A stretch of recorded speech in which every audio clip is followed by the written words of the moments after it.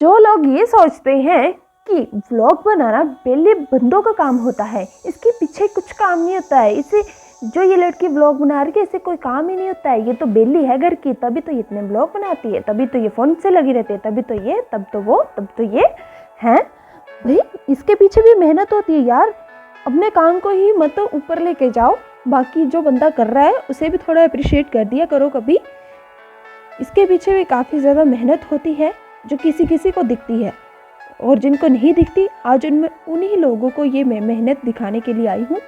तो मेरी मम्मा एक तो घर पे नहीं है, तो घर का जो काम है वो सारा मेरे मत्थे पे आ गया है, क्योंकि शिवानी जी तो पड़ी हुई हैं बीमार काफ़ी दिनों से, तो सारा काम आ गया है मेरे ऊपर। तो आज मैं इसे समाप्त करके उसके बाद, आज की बात नहीं है ये, जितनी बार भी मैं और कोई व्लॉग, जैसे कोई इम्पोर्टेंट व्लॉग मैंने शूट करना हो स्पेशली उसी काम के लिए, जैसे आजकल मैं कर रही हूँ नेचुरल फार्मिंग, तो उस पर मैं कुछ वीडियोज़ अपलोड करती हूँ, तो उसे करने से पहले मैं ये सारे घर के काम समाप्त करती हूँ, फिर उसके बाद करती हूँ फार्मिंग। तो इसके पीछे भी यार काफ़ी ज़्यादा मेहनत होती है, पर आपको कई लोग होते हैं जो अप्रिशिएट करते हैं, बट कई लोग होते हैं जो अप्रिशिएट करने के बजाय मुझे ही ताने देने लग पड़ते हैं कि क्या करती रहती है, 24 घंटे फ़ोन से लगी रहती है, कभी तो वीडियो बंद कर दिया कर, कभी तो ये कर लिया कर, कभी तो वो कर लिया कर। पर उनको क्या पता इसके पीछे मेरा, मतलब एक बंदे का ड्रीम होता है ना, बस मेरा ड्रीम है इस काम को करना और इसकी जो मंजिल है उस तक पहुंचना। तो इसकी मंजिल है मेरा 4000 वॉच टाइम, जो कि मैं आशा करती हूँ कि आप सभी उसे पूरा कराने में मेरा पूरा सहयोग देंगे। तो उस पूरा कराने के लिए आपको सिर्फ करने हैं 2 काम। एक तो खुद ये वीडियो फुल वॉच किया करो, और दूसरा काम आपको ये करना है कि आपके जो सखे संबंधी हैं उनको ये वीडियो शेयर करनी है ज़्यादा से ज़्यादा। अगर आप अच्छे लोगों का सहयोग, जब आपको मेरा काम अच्छा लगेगा तब करनी है आपने आगे वीडियो शेयर। अगर आपको काम अच्छा नहीं लगता तो आपने नहीं करनी शेयर, ठीक है? क्योंकि आजकल तो ऐसा हो गया ना कि लोग ना गलत कामों की तरफ काफ़ी ज़्यादा बढ़ गए हैं, और फिर हम उन्हें कोसते हैं कि ये करते क्या हैं। पर हमें खुद को देखना चाहिए कि हम जो चीज़ देखना पसंद करते हैं ना, मतलब लोग उन्हीं चीज़ों को ज़्यादा पसंद करते हैं जो गलत होती हैं मोस्ट ऑफ द टाइम, फिर हम उनको कोसते हैं। पर हमें खुद इस चीज़ को रोकना चाहिए। वो हम किस तरह से रोक सकते हैं? हम उन्हें अगर देखेंगे नहीं, उन्हें इग्नोर करेंगे, तो एक टाइम ऐसा आएगा कि वो खुद ही बंद कर देंगे उस चीज़ को। जब मैं कहीं गलत हो जाऊंगी तो आप मुझे भी बंद कर देना, देखना। बट अगर आपको मैं कहीं ना कहीं सही लगती हूँ तो इस वीडियो को प्लीज़ ज़्यादा से ज़्यादा शेयर करना, क्योंकि मुझे काफ़ी ज़्यादा ज़रूरत है आपके सपोर्ट की, ठीक है? तो बाकी ज़्यादा बातें न करते हुए इस काम को आगे बढ़ाते हैं। तो देखो आज का प्यारा सा व्लॉग। आप सभी को मेरा प्यार भरा नमस्कार। आप सभी का स्वागत है आपके इस प्यारे से चैनल हिमाचली कॉमेडियन पर।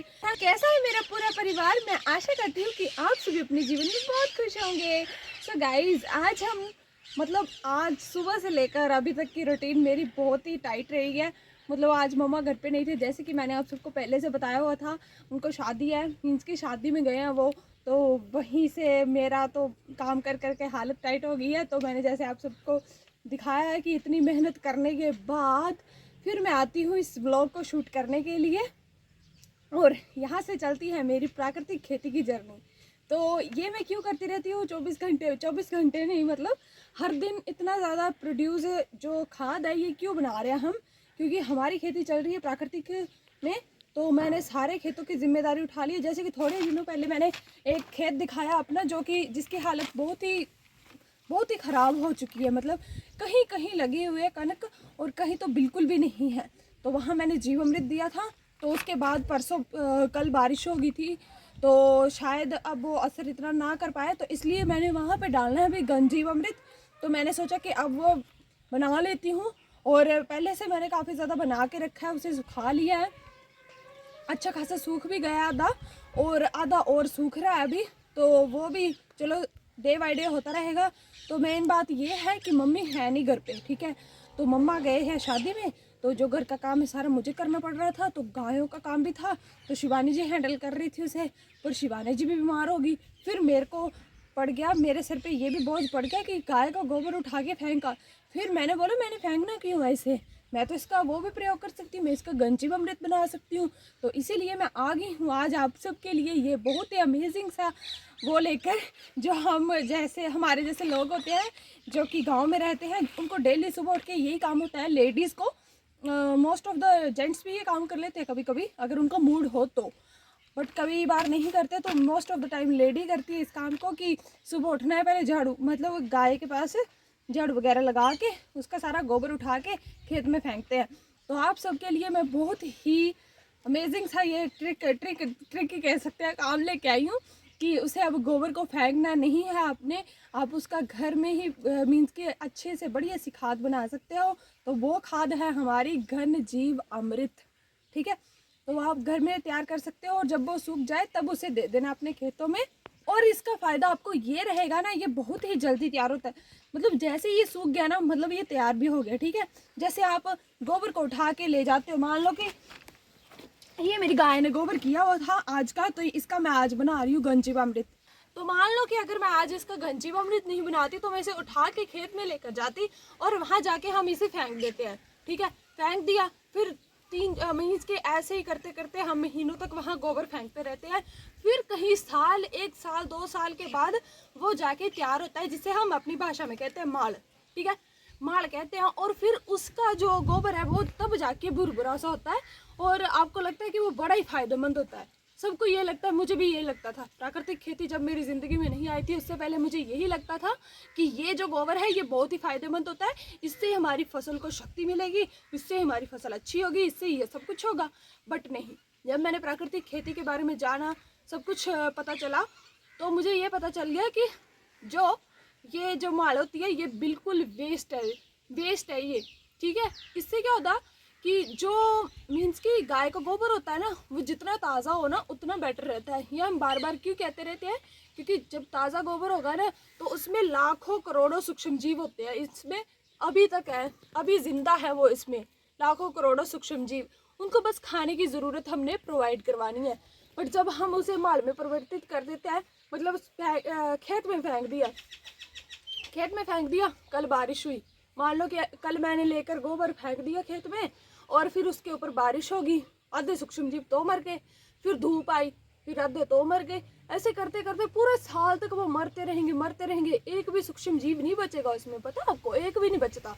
फिर जो हम उठा के साल के बाद बड़ी खुशी से अपने खेतों में देते हैं ना, हाय माल मिल गई, तो वो माल नहीं होती ना, वो मिट्टी होती है, उससे आपको कोई फ़ायदा नहीं होगा, ठीक है।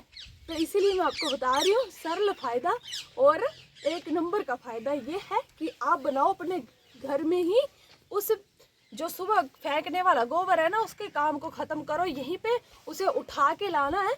और एक लोंडा तो होता ही होगा, हमारा तो ये एक हो गया, हमारी 2 गाय है तो उनका एक हो जाता है, ठीक है, आराम से डेली बन जाएगा। अब बनाना कैसे है वो जिम्मेदारी मेरी है, मैं आपको बताती हूँ, प्यार से समझना है और फिर बताना है मुझे आपने ये काम किया कि नहीं किया। इस काम से आपको बचना है, जो सुबह रोज टोकरियाँ उठा के चलते हो ना, इस काम से इतनी ठंड में बचना है ना, तो यही एक उपाय है और कोई भी नहीं आएगा आपकी टोकरियाँ उठाने, ठीक है। आपको इसका उपाय ढूंढना पड़ेगा, जो मैं बता रही हूँ वो करो अब, ठीक है। तो अब बातें बहुत होगी, अब काम की तरफ ध्यान दो। ऐसे करके अपने गाय के गोबर को, पहले मेरी बात सुनो, अगर आपकी ना गाय का गोबर कम है ना तो आप एक बोरी भी ले सकते हो, ठीक है। पर आपको ना ये करना काम हो किसी मीन्स की इसके नीचे कुछ होना चाहिए, क्योंकि इसकी खाद बननी है, इसे सुखाना भी है, तो उसी में रहेगा ये 9-10 दिन तक, मतलब जब तक नहीं सूखेगा ना उसी में रहेगा। तो आपको ये ध्यान रखना है कि आपको तरपाल वगैरह कुछ लेना पड़ेगा, ठीक है। अब नेक्स्ट काम आपने क्या करना है कि इसे अच्छे से मतलब अलग अलग कर लेना, अच्छे से बिखार लेना है, ठीक है। तो उसके लिए मैं वो लेके आती हूँ फावड़ा।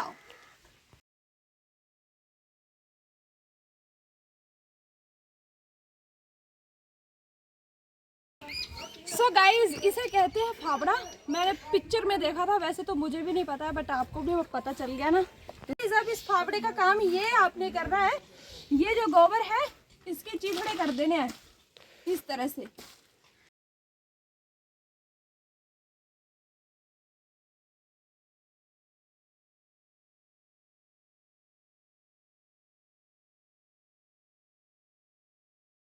अब ऐसे कर लिया ना आपने, ये देखो अलग अलग हो गया ना सारा गोबर। हमने इसे इकट्ठा करके नहीं सब कुछ मिक्स करना है, इस तरह आपने खिलार लेना है इसे और फिर डालना है बेसन। पकौड़े नहीं बनाने अब आपने बनाने हैं गंजीव अमृत, ठीक है। तो इसमें क्या करना है, एक मुट्ठी आपने डाल देना है बेसन। अब क्वेश्चन तो कर लो यार कोई कि बेसन क्यों डाल रहे हो आप। तो बेसन हम इसमें इसलिए डालेंगे क्योंकि मैंने क्या कहा था, ताज़े गोबर में होते हैं सूक्ष्म जीव करोड़ों। तो उन करोड़ों सूक्ष्म जीव को खाने के लिए यार कुछ तो होना चाहिए, नहीं तो वो एक दूसरे को खा जाएंगे। तो इसलिए हम इसमें डाल देंगे बेसन। इस तरह से डालना है, ये नहीं कि एक को ही ज़्यादा दे दिया और बाकियों को कम, पूरे में अच्छे तरीके से इसे भी डाल देना है। इनको प्रोटीन देगा और इनकी खाद्य को पूर्ति करेगा। और ये नेक्स्ट चीज़ आती है हमारा गुड़, जो आप खाते हो ना, नहीं खाते तो लेकर आना है अगले टाइम से। तो इसे लेना है और इसको भी चूरा पूरा करके इसमें पूरे में अच्छे से इसको मिक्स करना है। तो ये मेरा जो गुड़ है, मेरा नहीं गन्ने का जो गुड़ है, ये अच्छे से हो गया है मैश। देखो इस तरह से करना है, चूरा पूरा कर लिया ना इसका। तो अब इसे भी डाल देना अच्छे तरीके से इस तरह से। तो जैसे मीन्स कि अब इसमें ये मीठा आ गया है, तो मीठे से भी हमारे सूक्ष्म जीव और ज़्यादा पनपेंगे, इसमें पनपेंगे। तो दोस्तों अगली चीज़ हमारे पास आता है हमारी मिट्टी, जो कि रिड़क जा रही है। तो ये मिट्टी आपने वो मिट्टी लेनी है जो कि होगी हमारी बिना केमिकल की मिट्टी। तो बिना केमिकल मुझे तो पता है आपके पास होगी नहीं, बट पीपल का जो वृक्ष है उसके पास ज़रूर होगी। उसकी जड़ों में जाना है और वहाँ से लेकर आनी है आपको ये मिट्टी। और एक मुट्ठी हम ये मिट्टी डाल देंगे इसमें। और मेरे पापा जी भी आ चुके हैं प्राकृतिक खेती को समझने के लिए कि करती क्या है ये ना। सब कुछ डाल दिया अच्छे तरीके से। अब फिर से आपने किसका प्रयोग करना है, क्या बताया था मैंने आपको, फावड़े का प्रयोग करना है। और अब इसे वैसे ही अपने इस तरह से मिक्स कर देना है।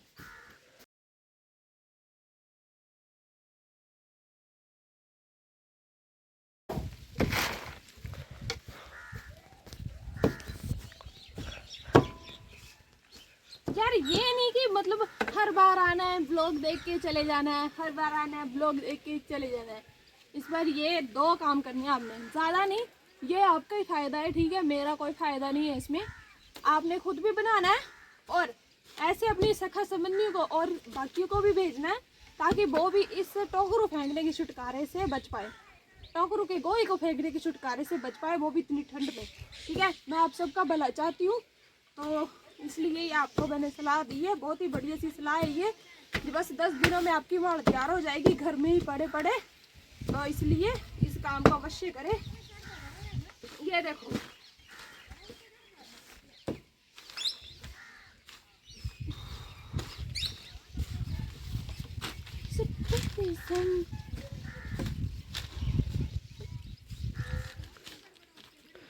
गाइस, अभी जो हमारी ये खाद है, मतलब ये अच्छे से बन गई है।